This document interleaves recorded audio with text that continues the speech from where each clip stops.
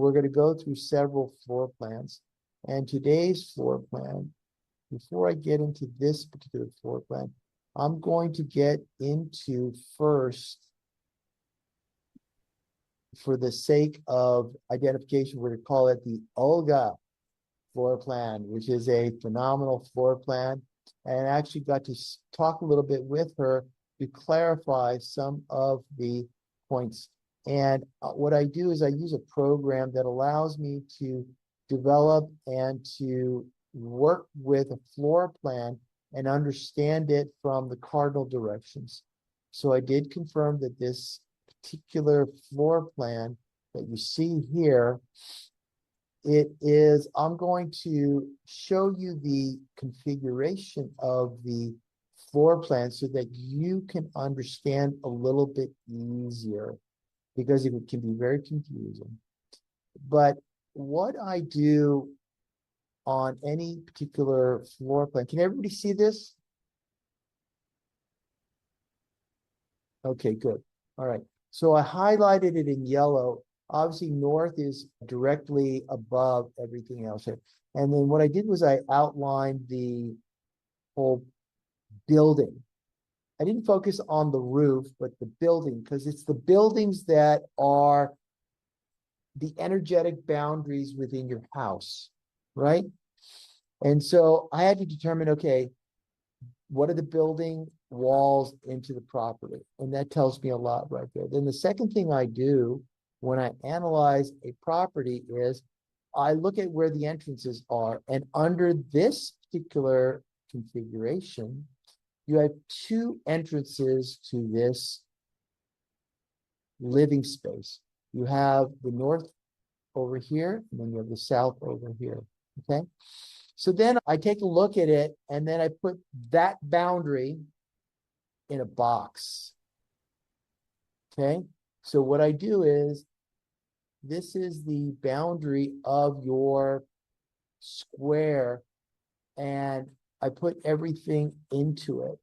And then what I do is I determine, okay, what are the quadrants? How do you determine a quadrant?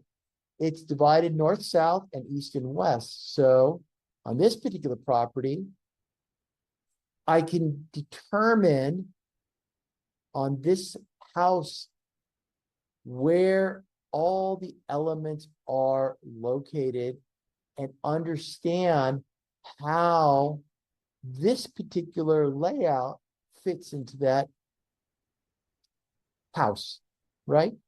Now, I didn't do an analysis of the surroundings to see whether there are any mountains or slopes or water elements. I wanted to focus on the specifics of this particular house. So I am going to start to get into some of the defects that are in this house.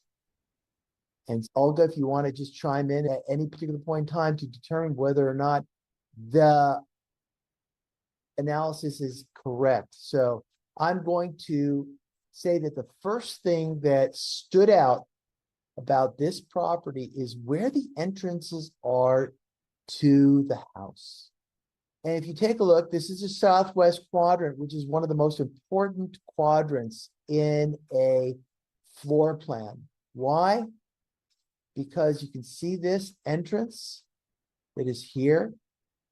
This particular entrance is, I'll try to not be so intense about it, but there is no way around it, is that entrances is one of the most important openings into a house. So if you have a positive entrance, let's say in the north or the east, it's a beautiful thing because it brings in those positive energies. Similarly, in the southwest, which is the convergence of the west and the south, is where the influx of negative energies come in. So for this particular property, for this particular house, you'll find that the entrance for this particular house is southwest. It is one of the most dangerous entrances that you can have into a house. And with people that have southwest entrances, I always tell them, do not use it.